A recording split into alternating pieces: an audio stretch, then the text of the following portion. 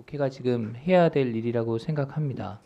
수사권 없는 공수처의 위법 수사 논란, 또 체포 구속 수사 과정에서 체포 구속 영장에 대한 관할 논란, 또 법원의 체포영장 형사소송법 특정 조항을 이미 배제했다는 논란, 또 헌재가 내란죄는 판단 안 하겠다 이런 논란. 이 과정에서 사법부와 수사기관의 한계가 드러났다 이런 지적을 많이 받았습니다. 지금 현직 대통령 구속이라는 초유의 사태를 두고 과연 이게 법리적으로 가능한 것인가에 대한 국민적인 의문이 큽니다. 장관 직무대행께서 한번 들어보시죠. 네. 헌법 제84조는 대통령은 내란 외환을 제외하고는 재직 중에 형사상의 소출을 받지 않는다 이렇게 되어 있죠. 네. 그래서 많은 분들이 막연하게 지금 내란 혐의 때문에 대통령이 구속됐나 보다 이렇게 생각을 하고 있는데요. 네. 그런데 이번 대통령의 구속은 공수처가 직권남용으로 수사를 하면서 시작이 된 겁니다. 맞죠? 네, 네. 근데 공수처는 직권남용만 수사할 수가 있고 내란 혐의는 수사할 수가 없기 때문에 직권남용을 수사하면서 그 관련 사건으로 내란을 수사한 것이죠. 네. 그러니까 결론적으로 공수처가 현직 대통령을 직권남용으로 수사했다. 이것이 팩트입니다. 맞죠? 네. 그럼 여기서 쟁점이 발생하는 겁니다. 지금까지는 헌법 제84조에 대통령이 재직 중 소추받지 않는다는 그 조문의 의미를 기소가 불가한 하고 그리고 기소가 불가하기 때문에 따라서 수사도 불가능하다는 의미로 주로 해석을 해왔습니다. 맞습니까? 기소가 불가능한 범죄에 대해서 수사가 가능한지에 대한 여러 가지 의견들이 있는 것으로 알고 있습니다. 맞습니다. 네. 그러니까 기소할 수 없는 사건에 대해서 수사를 할 수 있느냐 없느냐는 논란이었는데 대체로 기소를 못하는 사건이기 때문에 수사도 안 하는 것이 관례였고 수사하기 어렵다고 보는 이 법학자들이 많았다는 거죠. 맞습니까? 네, 그런 견해들도 있고 일부 가능하다는 견해도 있고 다양한 견해들이 있는 것으로 알고 있습니다. 그러면 이번에는 대통령이 재직 중에 지금 기소 불가능한 범죄에 대해서 수사가 가능하다 이런 선례가 남은 거죠. 네, 네, 그런 선례가 되는 측면이 있습니다. 지금까지 대통령이 재직 중에 소환 조사 받거나 체포되거나 구속된 사례가 한 번이라도 있습니까? 그런 사례는 없는 것으로 알고 있습니다. 그러니까 이번에 대통령이 어떤 직무상에 기소되지 않는 소추받지 않는 사건으로도 수사는 가능하다 이런 선례가 명확하게 남은 거잖아요. 네, 일단 그런 측면 일부는 있습니다. 그러니까 지금 앞으로도 현직 대통령도 모든 범죄 혐의에 대해서 수사는 가능하다. 지금 이런 결론에 도달을 한 겁니다. 그러면 앞으로 대통령 하시는 분들이 수사는 받고 재판은 받지 않는 그런 모순된 상황이 앞으로도 계속 연출될 수 있다는 겁니다. 여기에 대해서 동의하십니까? 네, 일단 앞에서 말씀드린 바대로 기소할 수 없는 범죄에 대해서 수사를 할 수 있는지 할 수 있다면 그 범위가 어디까지인지를 둘러싸 가지고는 여러 가지 견해 대립이 있는 것으로 알고 있습니다. 법제처장님께 여쭤볼게요. 그러면은 제가 방금 말씀드렸듯이 앞으로 대통령 하시는 분들 재판 받지 않더라도 수사는 받을 수 있다. 이런 선례가 남았다. 이 주장에 대해서 동의하십니까? 이번에 그런 논란이 현실적으로 된 것에 대해서 아마 이제 본안에서 이 사건이 여기서 끝나는 게 아니지 않습니까? 공수처가 이번에 수사를 했다고 해서 그것이 적법하다고 판정받은 것이 아니기 때문에 아마 대통령이 기소되거나 하게 되면은 그 본안에서 공수처가 대통령에 대해서 기소권이 소추가 불가능한 직권남용에 대해서 수사를 시작해서 한 것이 적법하냐는 아마 결국 본안에서 판단될 거라고 봅니다. 그러면 처장님 말씀은 결국 대통령이 이 사건으로 기소돼서 처벌이 확정이 되면 범죄가 확정이 되면 그러면은 이런 선례가 명확히 남는다 이렇게 볼 수는 있는 거겠죠. 그렇습니다. 대법원에서도 그걸 인정하면 이제 선례가 남는 것이죠. 그러니까요. 저는 그럴 일이 절대 없다고 생각하지만 당장 이재명 대통령 돼도 모든 범죄 혐의 계속 수사받는 겁니다. 그리고 그게 아니라 그 누가 대통령 되더라도 어떤 직무수행 중에 직권남용 혐의가 있다? 그러면 수사하고 소환조사 받아라. 이런 상황이 충분히 예상이 되는 것이죠. 이런 혼란을 공수처가 또 일정 부분은 법원이 적극적으로 그 공수처의 해석을 바로잡지 않으면서 이런 논란을 자초한 측면이 있다. 저는 이렇게 보는 겁니다. 그래서 이참에 기관별로 이 책임성 있는 입장 정리가 필요하다 이런 생각을 합니다. 법원행정처 차장님 동의하십니까? 현재 법원에서는 체포영장과 구속영장 청구에 대해서 판단이 이루어졌고요.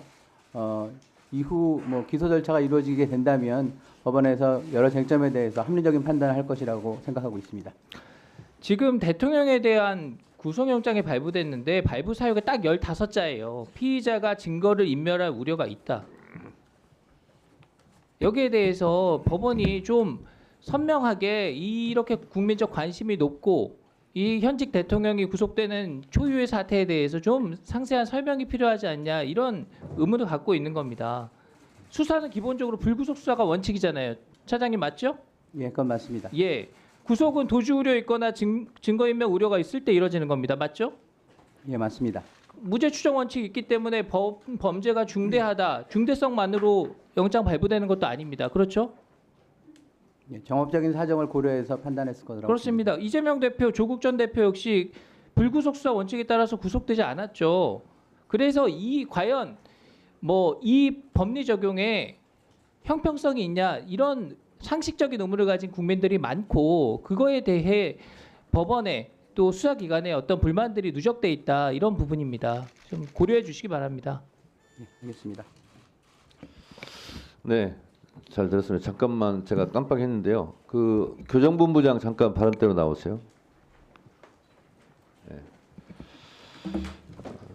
네, 교정본부장 신용입니다. 네, 서부지법 폭동 사태에 대해서 국민들이 큰 충격에 빠졌는데 네, 전광훈 목사 같은 경우는 서울구치소로 들어가서 대통령을 모시고 나와야 된다, 모셔 나와야 된다. 이 얘기는 뭐 좋은 말로는 구출 내지는 서울구치소로 또 습격해서 이런 폭동 소요 사태를 일으켜서 대통령을 밖으로 나오게 한다 이런 뜻이기도 하거든요. 네. 그래서 어제도 제가 언론 보도를 보니까 언론들이 추측 보도만 해요.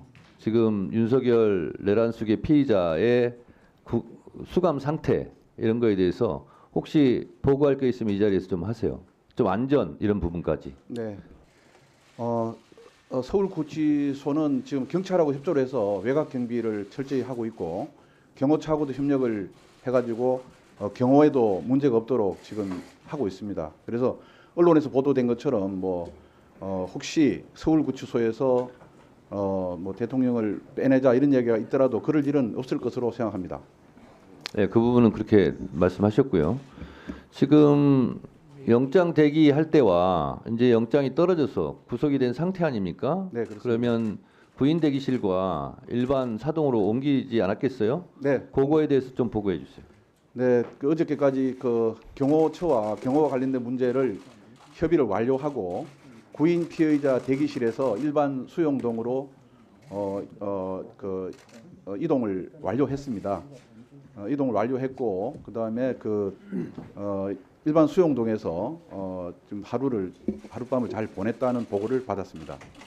네, 그러면 저도 서울구치소에 2번이나 갔어요. 앞사도 사동별로 1, 2, 3방은 다 독방이지 않습니까? 네, 1.04평 맞죠? 네, 대부분 그렇습니다. 그렇습니다. 그러면 윤석열 지금 재소자가 있는 위치는 어디입니까? 뭐 보안 문제 때문에 자세하게는 설명할 수 없지만 일반 수용자들이 있는 거실 중에 하나를 지정을 해서 수용한 것으로 보고를 받았습니다. 대체적으로 독방에 있는데 일반 독방은 1.04평인데 네, 윤석열 피의자가 있는 독방은 몇 평 정도 됩니까? 그 전직 대통령들 예하고 비슷하게 한 3.6이나 7평 정도 된다는 보고를 받았습니다. 그러면 일반 재소자와 똑같이 신체 검사를 받았습니까? 네, 그렇습니다. 머그샷도 찍었습니까? 네, 그렇습니다. 그 과정에서 뭐 저항이나 이런 거 없었습니까? 특별한 의뢰 없이 절차에 따라서 잘 협조했다는 보고를 받았습니다. 네, 알겠고요. 지금 서부지법 폭동 사태처럼 서울구치소에 지금 시위자들이 있습니까, 없습니까? 서울구치소 앞에 네, 그 윤석열을 뭐 빼내자 이런 시위자들이 있습니까? 없습니까? 시위자들도 그 찬반 양측의 시위자들이 있다는 보고를 받았습니다. 철저하게 경비하시기 바랍니다. 네, 잘 하도록 하겠습니다. 예, 들어가세요.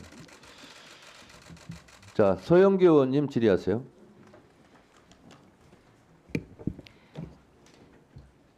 대한민국에 있을 수 없는 일이 발생했습니다. 어떻게 대한민국의 법원이 습격을 당할 수 있습니까? 대한민국의 법원의 유리창이 깨지고 대한민국의 법원의 서버에 물이 찌그러지고 그리고 온갖 건물이 깨지고 이런 일이 있었습니까, 법원행정처장님? 예, 사실입니다. 이런 일이 있을 수 있습니까? 있어서는 됩니까, 안 됩니까? 말씀하셔야죠, 단호하게. 예, 절대로 대한민국 역사상 법원이 이렇게 습격당한 예가 있습니까? 법원행정처차장님? 없습니다. 법무부 장관 있습니까? 없습니다. 법제처장 이런 일이 있습니까? 있어서는 안 되는 일입니다. 있어서도 안 되고 있을 수도 없는 일이고 있지도 않은 일이에요. 세계 OECD 국가 중에서도 이렇게 법원이 침탈당한 사례는 없습니다. 그리고 법원행정처장님, 법원에 있는 관계자들이 못 들어오게 막다가 옥상으로 대피했다고 했습니다. 방화벽까지 쳤다고 했습니다. 얼마나 무서웠겠습니까? 그 영상을 한번 보도록 하겠습니다. 그 영상이 얼마나 무서웠는지 훨씬 더 많은 영상이 있습니다. 틀어봐 주세요. 유리문을 소화기로 부수려고 하고 영장을 발부한 판사 이름을 크게 부르며 찾기 시작합니다. 판사가 있는 곳으로 들어가는 경우예요. 3층에서 끝난 게 아닙니다. 법원 내 가장 민감한 곳까지 올라가는 사람들. 판사들의 개인 집무실에 있는 7층까지 들이닥치는 장면을 저 사람들 후레쉬 JTBC가 들고 갑니다. 단독으로 포착했습니다. 후레쉬가 새벽 준비돼 법원에 있죠. 난입한 일당은 이곳 관제실을 찾아 컴퓨터 모니터와 창문, 거울 등을 닥치는 대로 때려 부쉈습니다. 복면을 쓴 한 남성은 경찰 방패를 빼앗아 들고 와 CCTV 관제 시스템과 연결된 것으로 추정되는 컴퓨터 모니터에 그대로 집어 던집니다. 저런 영상이 있고 이 사진은 피 흘린 경찰입니다. 경찰이 이렇게 피를 흘렸고 수십 명이 저 폭도들에 의해서 다쳤습니다. 대한민국의 전두환도 법원은 안 들어갔어요. 윤석열이 국회에다가 총기를 가지고 왔어요. 총알을 넣어갖고 왔어요. 실탄을 장전해 갖고 왔어요. 그리고 국회의원들을 4명이 4인 1조로 하나하나씩 끌어내라고 했습니다. 그런데 이게 내란이 아니라고요? 그런데 공수처가 수사하니 많이 법제처 차장 그런 얘기를 하고 있습니까?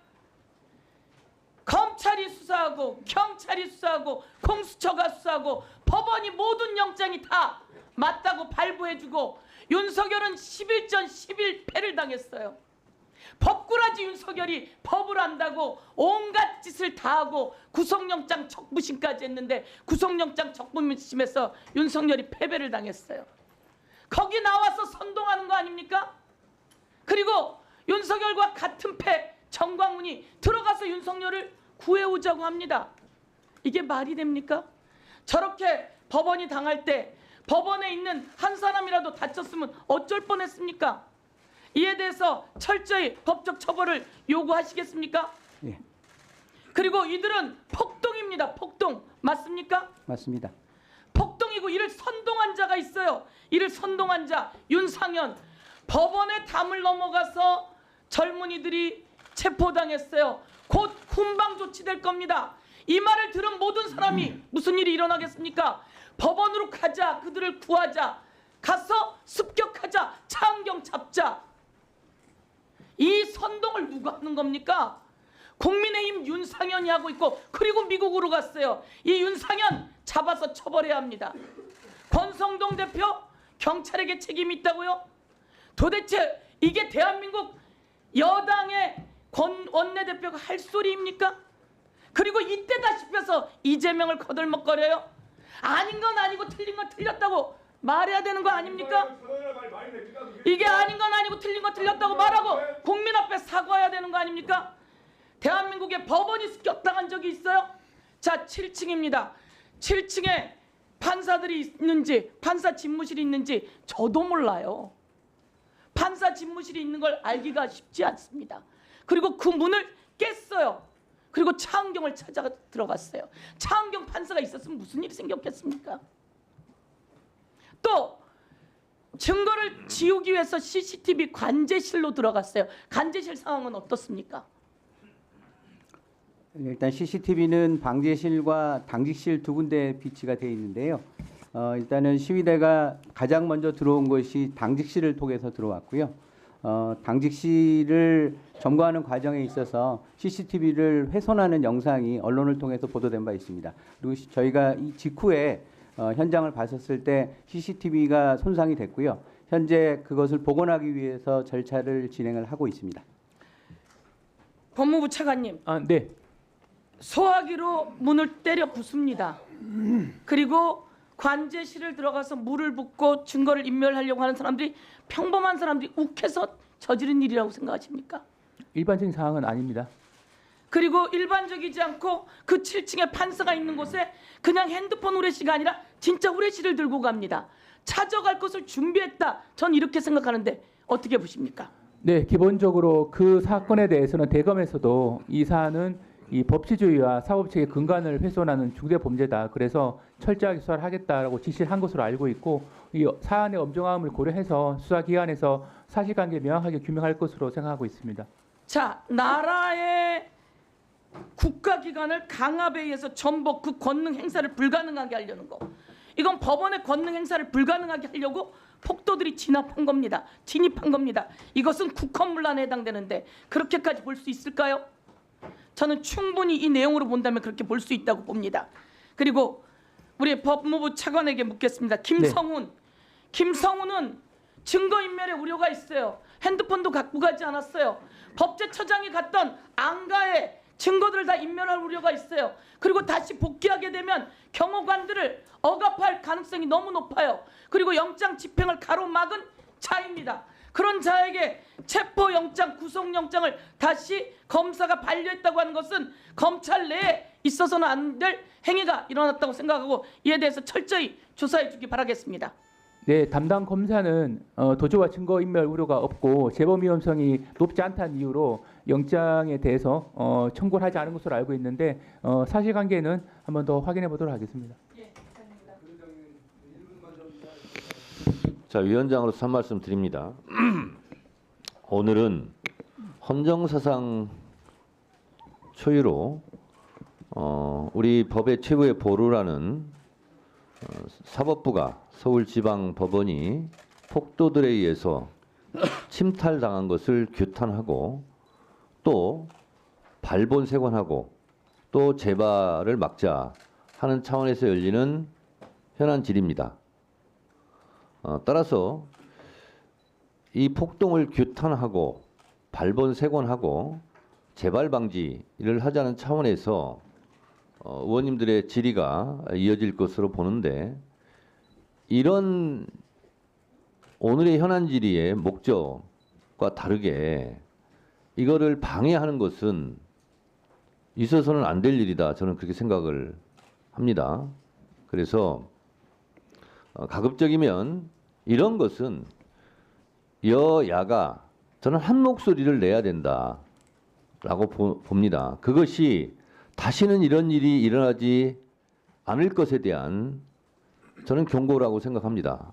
만약에 서부지원 이 폭동 사태를 옹호하거나 비호하거나 양비론을 몰거나 심지어 경찰에게 책임이 있다.